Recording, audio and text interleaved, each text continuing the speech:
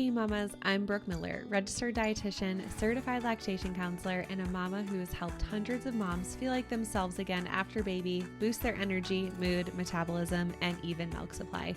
Inside of the Postpartum Shift podcast, you'll learn how to take care of your health so that you can show up best for the ones you care about most. Each week, we'll tackle topics like nutrition, exercise, breastfeeding, mental health, and so much more. Plus, you'll get access to guest experts who will share ways to make your pregnancy and postpartum experience easier. Whether you're approaching the postpartum period or you're right in the thick of it, you're in the right place. Let's dive into today's topic. Hey, welcome back to the podcast. And today we're going to be talking all things infant sleep, toddler sleep, school age kiddos, and sleep because sleep is so important for our mental and physical health as parents. So I am going to introduce Erin. Do you want to share a little bit about you, where you're from, and how you help families so that they can be the best version of themselves with adequate sleep? Absolutely. Thanks for having me on. My name is Erin Yunker. I am a pediatric sleep consultant and I am the founder of the Happy Sleep Company. I am actually based in Ottawa, Canada, but my consultants and I work with families all over the globe. I have tons of clients in the States and across Canada. And honestly, I'm working with a client in Germany right now, like the power of Zoom, right? Yes. So we work with families all over the globe to help them help their babies and their toddlers get better sleep. Be sleeping their big, long, restful chunks of sleep at night, be taking their nice, long, restful naps during the day, and really just everybody in the family thriving and getting good rest. We work with them super closely, one-on-one, to get their sleep on track. I love that so much. It's so needed and necessary as a mom of three myself. How did you get into this? Like, what led you to go down this path? I'm assuming maybe like a lot of other moms, maybe you struggled with sleep with your kiddos. Exactly. Yeah. Exactly. So I have a little girl. She is now 12 years old and she's a great sleeper now, but she was not a great sleeper when she was an infant. And I, like many moms, read so many things about so much different stuff when I was pregnant and not anything about sleep, because why would you read anything about sleep? Babies just sleep, right? And then I had a baby and the reality struck. And sleep was so hard. And everything else that I'd done so much research on actually came fairly easily for us. Like breastfeeding, for example, we were super lucky and didn't struggle with breastfeeding. It just was very easy. But I'd done so much research on it. And then that research for me kind of felt wasted because what wasn't coming easily was sleep. And I had done no thinking or researching on that. And so, by the time she was about 6 months, I just looked at my husband and I was like, this can't be how this is going to be for another extended period of time. I don't know when this is going to end, but I can't go on like this. She's exhausted. She's so cranky and fussy. She is up multiple times at night. She will only nap in my arms. She'll only nap for half an hour at a time. I'm exhausted. I'm touched out. I don't feel like myself. I don't even know who I am right now. And for her, like, I just feel like she is very upset and fussy a lot of the time because she's just not getting enough rest. We've got to change something. And we actually worked with a sleep consultant. We found a sleep consultant, which was harder to do 12 years ago because there weren't nearly as many sleep consultants. It wasn't really much of a thing 12 years ago, but I found someone and we worked with them. And it was honestly going from waking up multiple times at night, only doing contact naps, all that stuff, to having a baby who would sleep straight through the night and nap in her crib was literally life-changing. And I know that sounds cliche, but I now have clients tell us that every day, that this was life-changing. And I know they mean it because I have been there and I've been on both sides of it.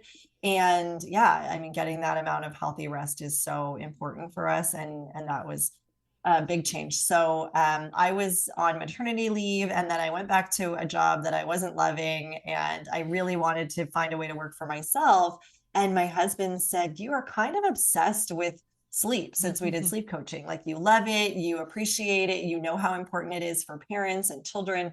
Why don't you train in this? And so I, did the training and I took a leap and I left my full-time 9-to-5 job and started my own company. And almost 10 years later, the Happy Sleep Company is thriving and helping many, many parents all over the world get better sleep. Yeah, that's incredible. And it's just so nice to be able to help parents in a way that is so necessary and needed, and to do something that you actually love doing rather than going to a job that Yeah. you don't necessarily love. Absolutely. And something you can relate to. I always tell my parents, like, don't think that I'm sitting over here not Yeah. understanding how you're feeling right now. I absolutely understand why you are on the other side of this Zoom call crying tears to me right now because you are exhausted and I have been there. Yes. And that's very helpful, I think, because I mean, there's not a lot that new parents need beyond sleep and proper nutrition than empathy. Yeah. Oh my gosh. Right. Yeah. Ain't that the truth? Yes. Yeah. So what are some of the common big mistakes that you see parents make when it comes around sleep? And this could be for infants, toddlers, school age kid, but just some things that you see parents doing around sleep and you're like, ooh, like that is a habit that we do not want to start because it's just going to be hard to break. Less about habits, I would say, and I don't like to call them mistakes because every family is different, right? And something that works for one family might not work for the next and vice versa. So to call them mistakes isn't necessarily, the case for every family. But I would say when it comes especially to infants, I see families not necessarily doing their research on what overtiredness means and how long their baby can really be awake before they should be trying to get them to go to sleep again. Otherwise, sleep is going to be very, very difficult. So if I'm talking to the parent of a 4-month-old and they tell me that, their baby wakes up around 7 o'clock in the morning and around 11 o'clock noon, they try to get them to nap. That's where I'm cringing a little. I'm like, oh my goodness, that is a very long time to have your 4-month-old go without trying to get them to sleep much earlier than that. Yeah. Is your baby kind of protesting, maybe even screaming when you're trying to get them to nap 4 or 5 hours after they've woken up? Or are they upset in their crib? Are they having really short naps? That's probably all because they went down super overtired. Yeah. And so that is one of the biggest places I think parents can start is by educating themselves about age appropriate wake windows and making sure that they're trying to get their baby to sleep before their baby's getting overtired, because it's one of the best ways to avoid all of that extra fussiness and protest and the short naps and the night wakes is getting your baby down when they're not overtired. Yeah. So important. And it's the same for older children too, right? Like putting a 4-year-old to bed at 9-10 p.m., they tend to be overstimulated, wired, running around, not able to settle. When they finally do settle, they're up multiple times at night. And often that is just the result of going to bed too late. There's this idea that I'll say from a previous generation, because that's who I usually hear it from, that you should just exhaust them and keep them up late. And of course they'll sleep better because they'll just pass out and sleep through the night. That's not usually the case. Any of us who have done that have seen that on those occasional nights when we keep our kids up really late, they don't generally sleep better and they don't sleep later into the next day. So then they just wake up exhausted. Yeah. And actually, my one son, my 5-year-old, he will have night terrors if we've had nights where we've had to put him down late just due to some sort of event, life. Yeah. And we've put him down late and all of a sudden he'll wake up in the middle of the night with night terrors. And it's like, he's such a great sleeper otherwise. And it's just we put him down an hour and a half later than what we normally do. And so I even noticed it disrupting his complete sleep pattern for the night and into the next day. And parents will often ask me that, how can I combat my child's nightmares or night terrors? They're different things. We can talk about that, but often the same culprit, which is the overtiredness and the going to bed too late, that will cause more nightmares. And really often I tell parents, think about yourself when you go to bed. If you go to bed at your normal bedtime, when you're tired enough to go to sleep, but you aren't overtired, you generally have a better night's sleep. When you go to bed way past your normal bedtime and you're exhausted and overtired, you toss and turn more, you wake up more, you probably have more weird dreams. And this is what happens when our brain is overstimulated and overtired. Absolutely. Can you just, for listeners, can you just share the difference between night terrors and nightmares?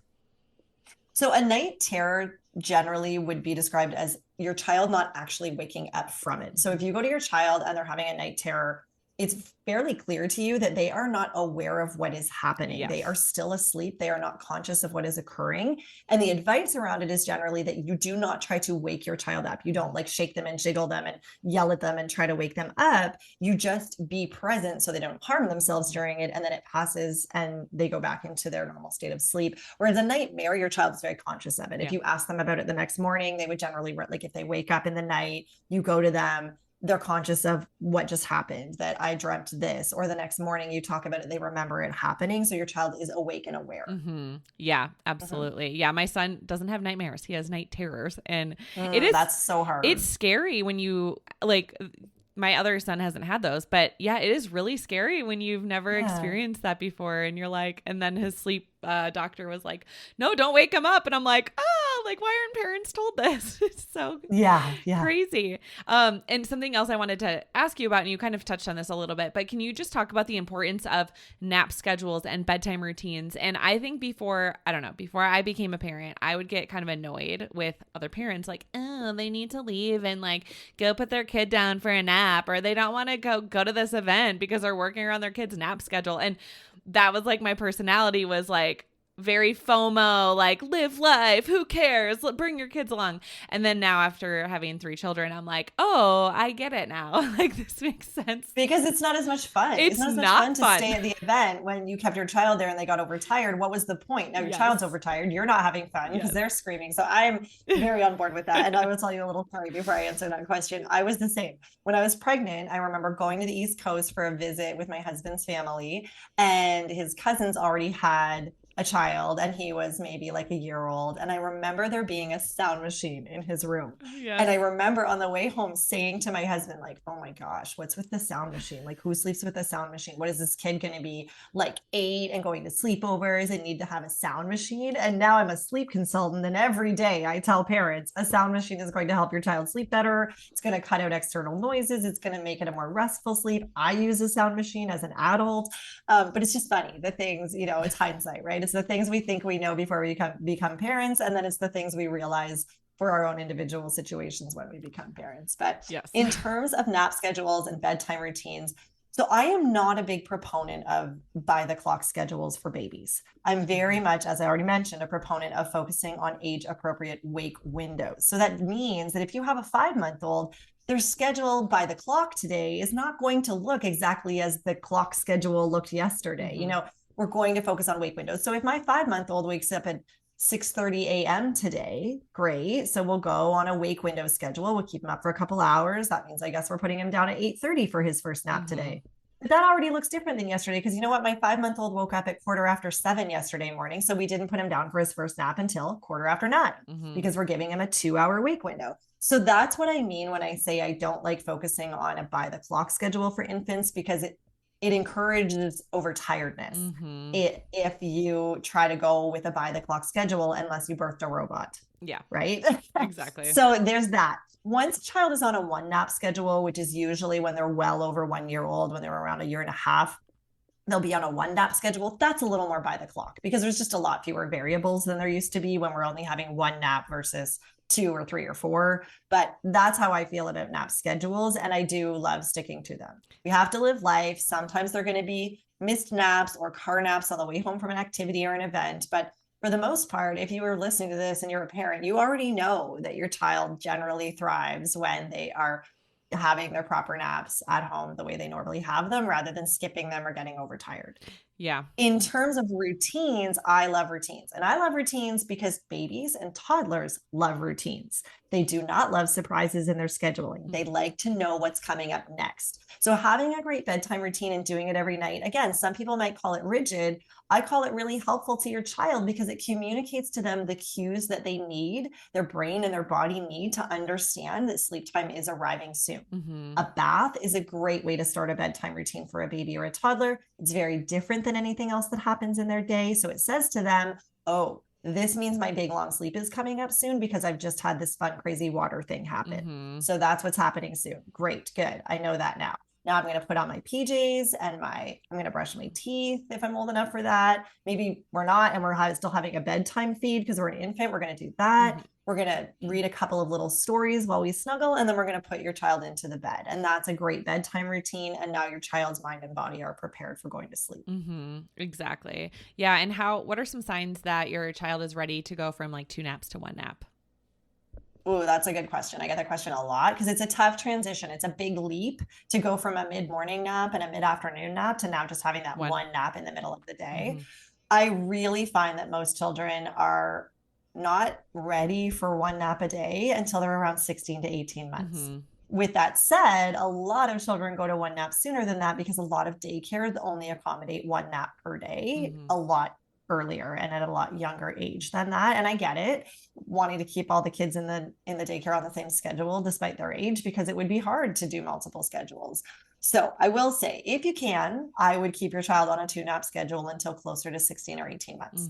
Because that's normally when they can really handle all of the awake time that comes along with going to a 1-nap schedule. Yeah. If you can't, and for example, your child's going to a daycare and they're 1-year-old and the daycare only accommodates 1 nap a day, then we go for it, but we probably do a very early bedtime to compensate for that overtiredness, like even in bed, lights out at 6 p.m. Okay. If your 1-year-old is already on 1 nap a day for a little while until they really adjust and seem to be able to handle more than that. The signs that a child's really ready to go to 1 nap a day are generally going to be, they don't seem tired anymore at their current nap times. Like your child can easily get until noon without seeming very tired and needing to sleep. Your child, honestly, a really good one for me is your child can go for a car ride to the grocery store at 10 o'clock in the morning and not fall asleep in the car. If your 1-year-old is still falling asleep in the car regularly mid-morning when you're out for activities, it is very unlikely that they're truly ready to only have 1 nap per day. They need sleep at that time, and then they need another sleep in the afternoon. Yeah.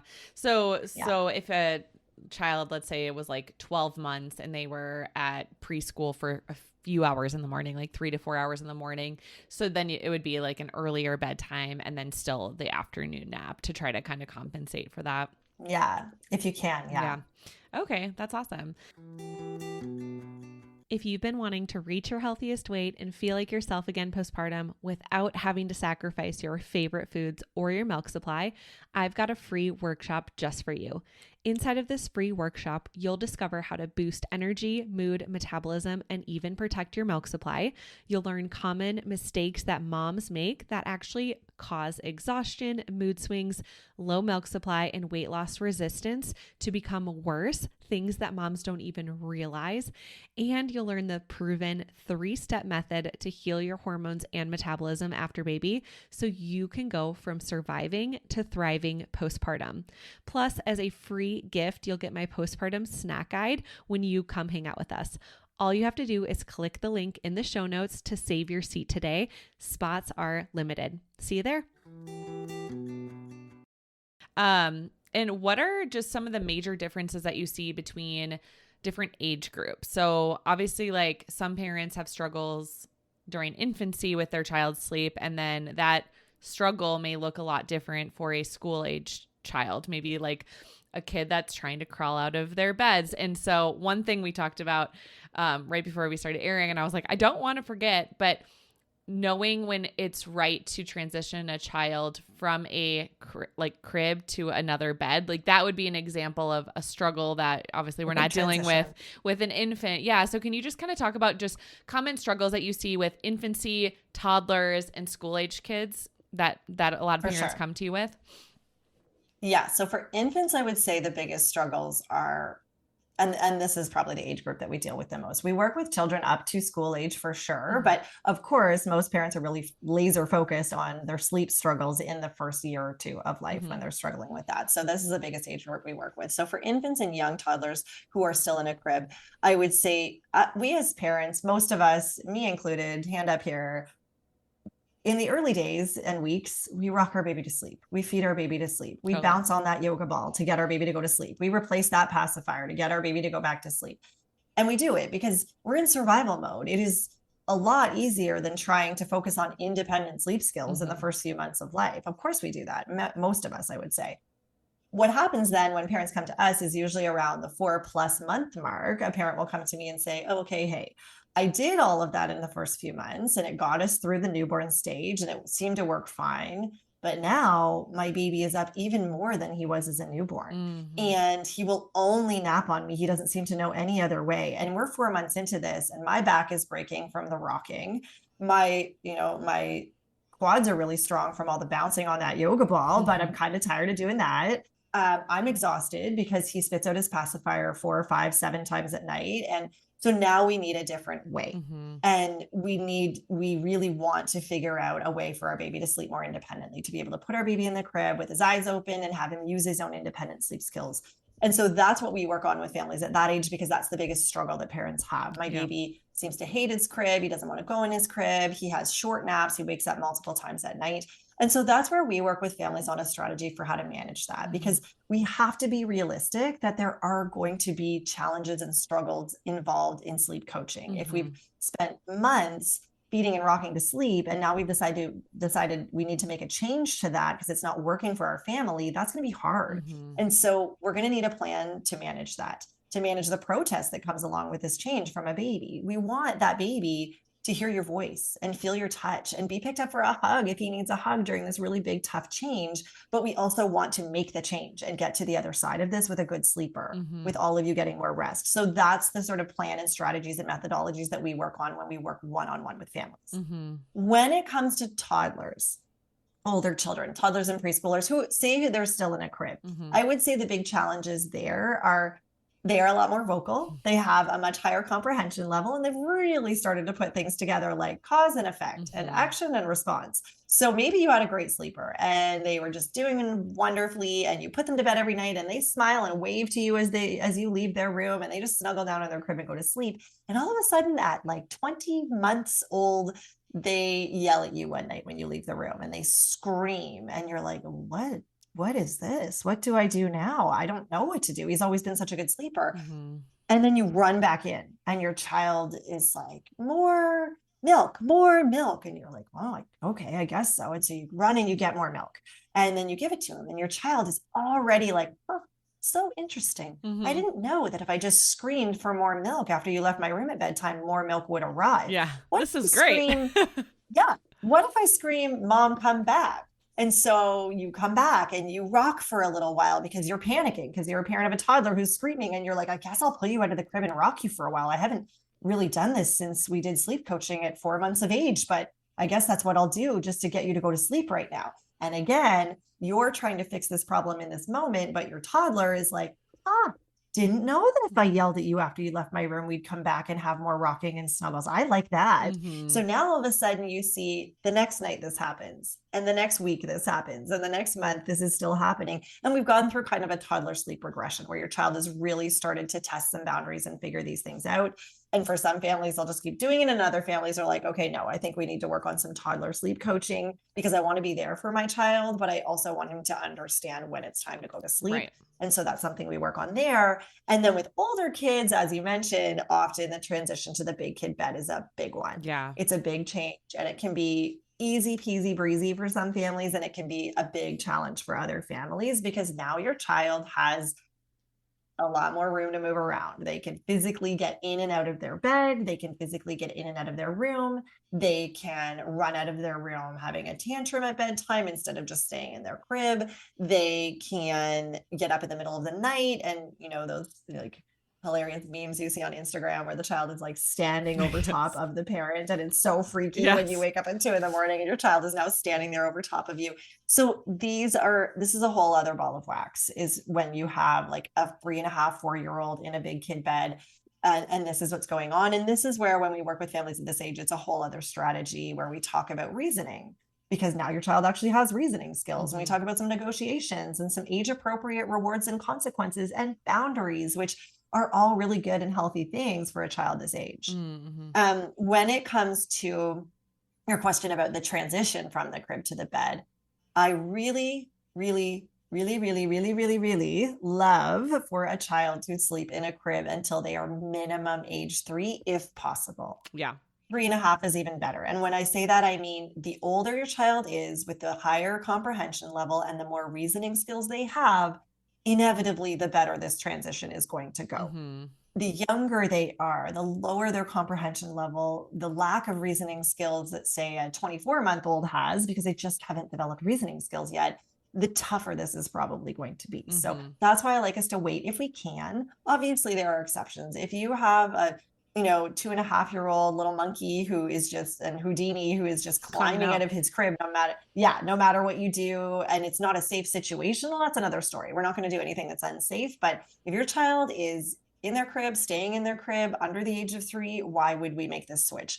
the big why for a lot of parents, they'll tell me, well, we switched my 2-year-old out of his crib into a big kid bed a couple weeks ago because we're expecting another baby. And I wanted the crib for the baby. And I'll say, your child is 24 months old and you're expecting another baby. It is definitely going to be worth the price of your sanity to just buy a second crib and put him back in a crib if that's the only reason you switched him and now it's not going well. Yeah. So I would just get a second crib for sure. Yeah, I know. People I felt like people judged us. So my first son, we kept in a crib while he was 4. Like he was 4, and granted, my daughter was almost 4. Yeah, and he's a little guy he has Down syndrome, so he's like shorter than like your average 4-year-old and smaller than your average 4-year-old. But he would like sleepwalk in the middle of the night, and it was like, no, this is not a safe situation for him to not be in a crib. And then I was telling you that we transitioned him to the cubby bed. So if any of you have a child with, especially he has autism as well, but if any of you in the States have a child with autism who really struggles like safety wise, like we would find him in the middle of the night, 2 a.m. in the living room. We're like, what are you doing?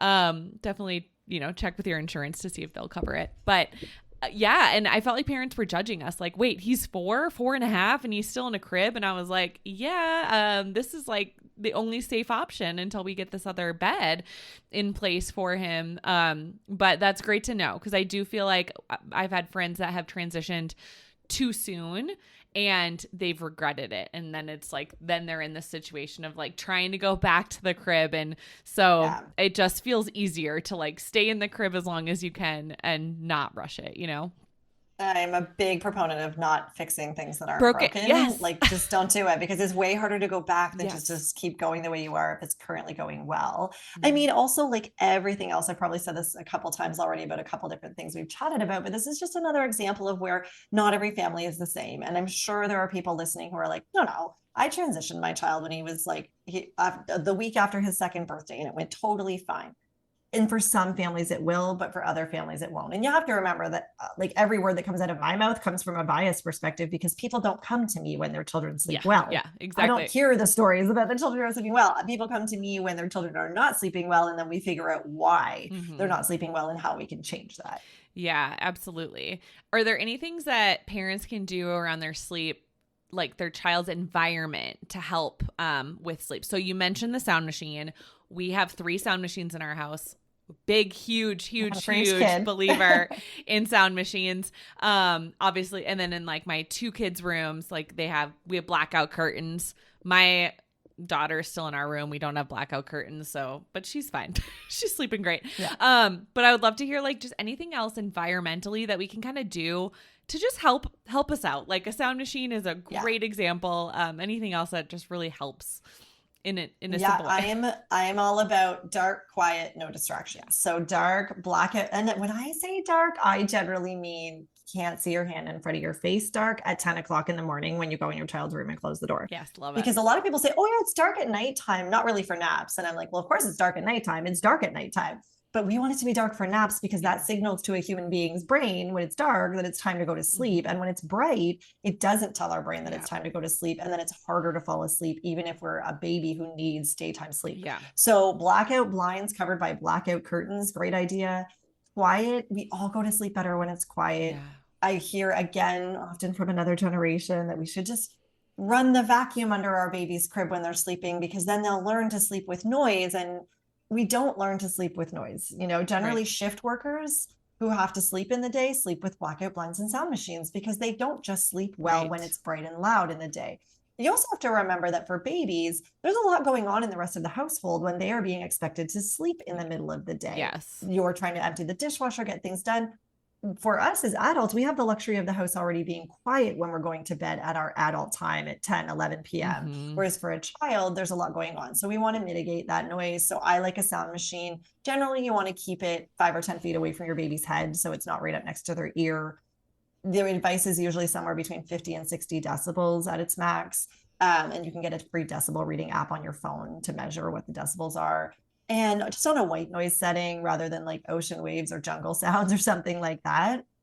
And then just avoiding distractions as well. I've seen people have twinkly mobiles over the crib, toy fishy aquariums attached to the side of the crib. And those are generally just going to serve to distract and not really serve to help. Yeah. Oh, that's so helpful. Yeah, absolutely. I love that. Anything else that you really wish parents understood about their child's sleep?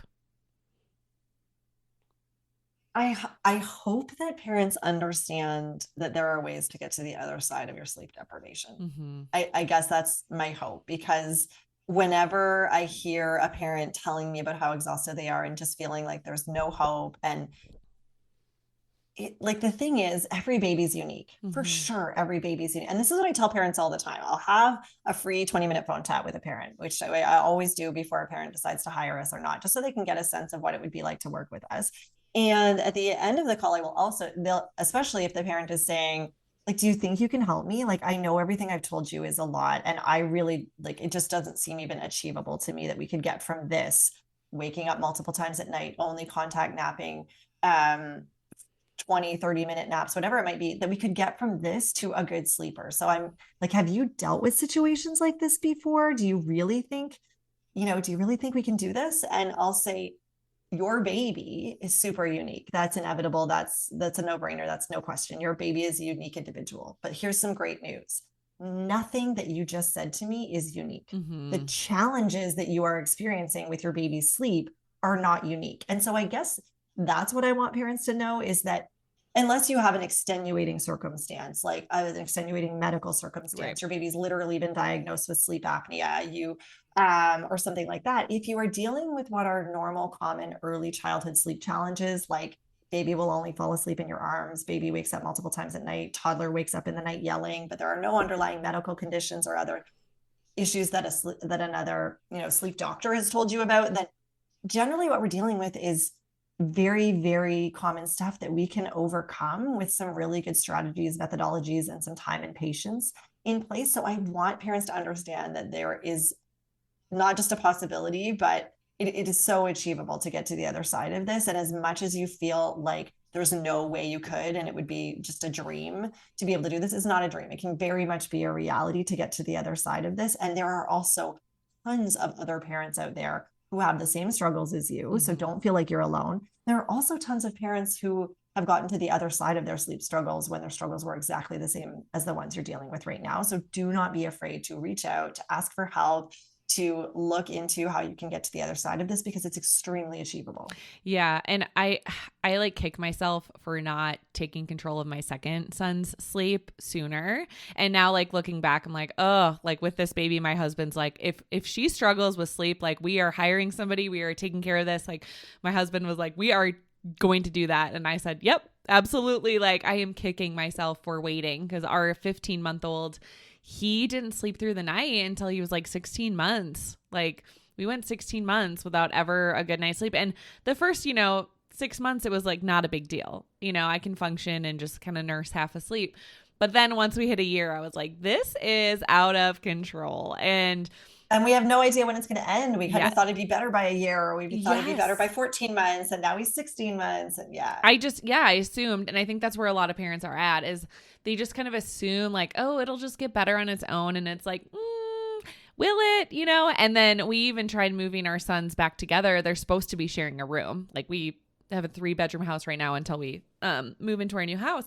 And we finally just like turned the other bedroom downstairs into, it is our spare room still, but like we officially moved the crib downstairs, and we're like, buddy, you have to sleep down here, because the only way that you and your brother both sleep through the night is if you're in separate rooms. And so as much as I would love to have them in the same room, it's like, we decided for our mental health and for their sleep, it was not working. And so we're like, all right, we don't have a spare room anymore. It's fine. Well, technically we have a bed in there, but we just had to permanently like make this situation, and just our house isn't configured correctly for 3 kids. And also we're making it work. We're just like, yeah, this isn't cute the way that our house is laid out right now, but it is working. But we're all well rested. We're all well rested. Yes. To have 3 kids and to be well rested, it is worth it. It is worth it to, have it just set up in this way. And so I think that's another thing for parents, is parents might be like me, like, no, our kids have to share a room, and this is like more convenient for us to all be on the same floor, and all these types of things. I think we really need to step back and consider, and this is what my husband pushed me with, of like, hey, in what way is he going to get a good night's sleep? And is he going to get a good night's sleep? And are we going to get a good night's sleep? And that's what we need to do. That's our answer. You know, yes, it's not ideal, but like, this is the situation that is going to make the most sense in this layout. And so sometimes we just have to make those decisions and it's totally worth it. Prioritize sleep. Yeah. So just as somebody who is kicking herself for not taking action sooner, I would say definitely hire a sleep consultant if you are struggling, because it is a game changer to all of a sudden get well rested. It is life-changing. It can be. It absolutely can be. Like, we have parents tell us every single day, this changed my life. Yes. And it sounds cliche, but it's not. Like, when you go from sleep is an essential need of is. life.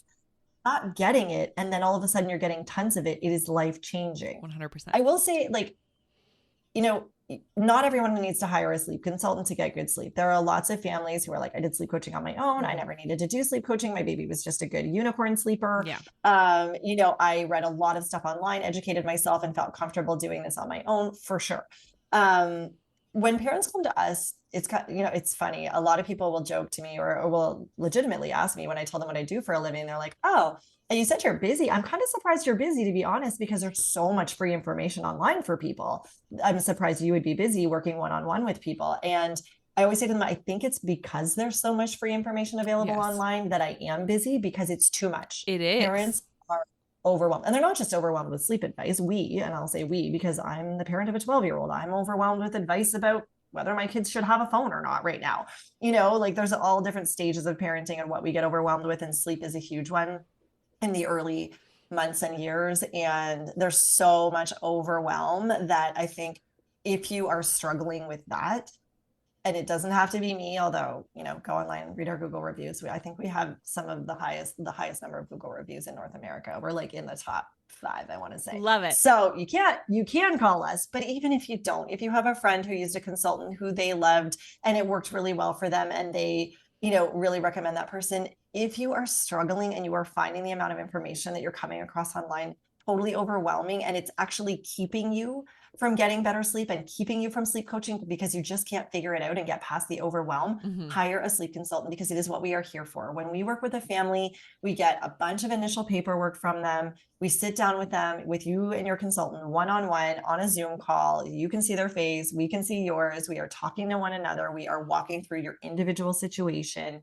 We are coming up with a step-by-step plan for you, walking you through that and providing it to you. And then we are with you while you implement it. We work with all of our families one-on-one for 2 weeks. So every single day they're sending us a sleep log, and every day we are responding with advice and feedback and answers to any questions they might have each day, so that they stay on track and they get to the other side of this. I'm just curious too. This is mostly a question for my friend who is very, very struggling. She has 3 kids that are not sleeping.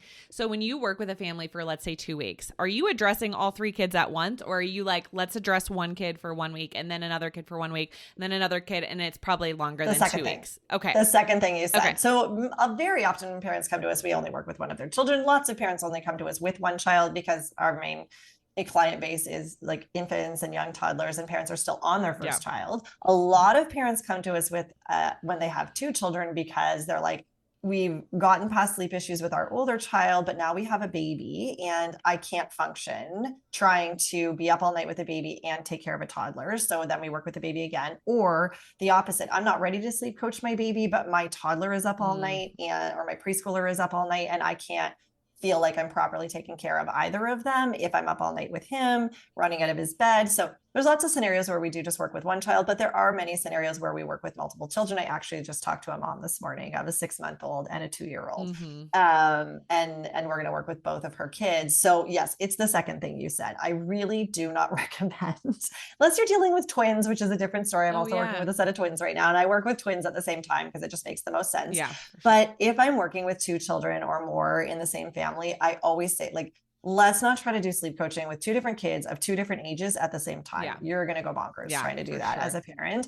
Focus on one. Just keep everything status quo for the other one or ones, and focus on one. I usually start with the youngest one first, because there's just kind of, It's usually easier. Not easy, but easier. 100%. They're in a crib, you know, there's just, you have more control over the situation. So I would suggest that we do a full 2-week program or get close to the end of the 2-week program with them, and everything's really looking great. And then we start with the next child and deal with that situation, do another 2-week program with that child. We do also have discounted rates for clients who want us to work with more than one child in the same family. Yeah, no, that's so necessary and needed. And I do think something else, just like another perspective, is I was hearing a lot of sleep advice with my second, and this was before I even knew you existed. But, you know, I was hearing all this advice and it was overwhelming. And until I hired somebody and had a call with her where she was like, this situation, this is what you need to do, I didn't take action until I met with her. And then once I met with her and she was like, you have this option or this option. This option's going to take longer. It's a little gentler. This option is going to be quicker. And, you know, there's maybe 2 minutes of crying at a time. Are you okay with that? And so I got to choose like which option. But when I actually met with somebody and it was like felt individualized, I actually took action and like, boom, we got results and we were done and we moved on with our life. But when I was just scouring the internet of like, oh, what should I do? What should I do? Maybe I'll try this. Maybe I'll try this. And I was asking my mom friends. It's like I wasn't actually taking action until I met with somebody. And I do think that there is something to be said about like whether accountability. Yes, like accountability of meeting with somebody or even paying. Like I know so many people that have bought like sleep courses, and it's like once you're bought in and invested, even if you spent $20, like you're just more likely to take action if you're financially invested, if you've put time invested. And so I do also think that makes such a difference whenever we're trying to make any type of change, is like, can you invest a little bit of time, a little bit of money so that you actually follow through? Because for most of us, we're just like trying to find resources online and we're overwhelmed. We're just not going to take action. It's true. And I mean, in that sense, I very much like always liken my own business to like a nutrition coach or a fitness coach. Like you are way more likely to be invested if you have the accountability, you're working directly with someone, you meet them face to face, you've invested time and money in it.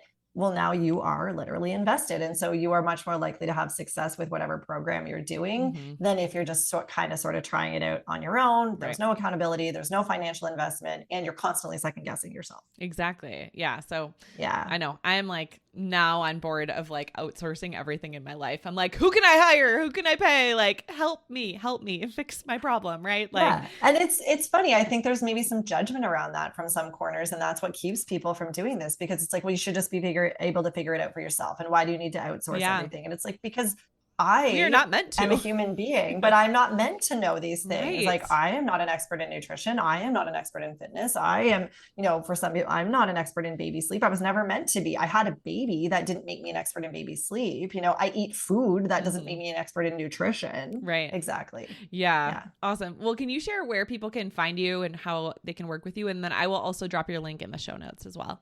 For sure. thehappysleepcompany.com, best place to go, because all of our links to all of our information are there. So head to the website. If you do ever want to book a free 20-minute phone chat with one of us, you just sign up on the website. We'll get back to you ASAP, because we understand that when people reach out, they want sleep now. So we are always on the ball with that. We have a podcast, our own podcast. You're going to be on it very soon, actually. We're going to talk to Brooke. It's called Sleep Cues, the Everything Parenting Podcast.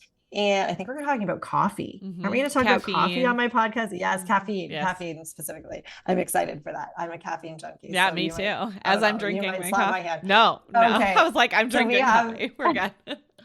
We have the podcast, and we also have our Instagram account. I am on there just about every day answering sleep questions, offering advice. So it's at the Happy Sleep Company. Awesome. Thank you so much for sharing all your wisdom. And I know this will help so many mamas out there. Thank you so much for having me on. Yeah, thanks. All right. See you guys in the next episode. Exercise is crucial for our overall mental and physical health, especially during pregnancy and postpartum.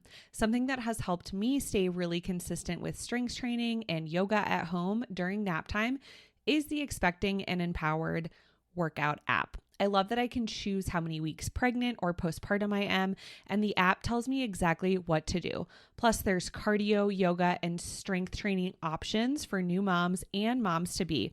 You can go ahead and click the link in the show notes to get 7 days free and also save 15% off the annual option when you use promo code Nutrition for Mamas. Thank you so much for hanging out with me and listening to the Postpartum Shift podcast. If you enjoyed this episode, it would mean the world to me if you could share this episode with a mom friend and leave a written review.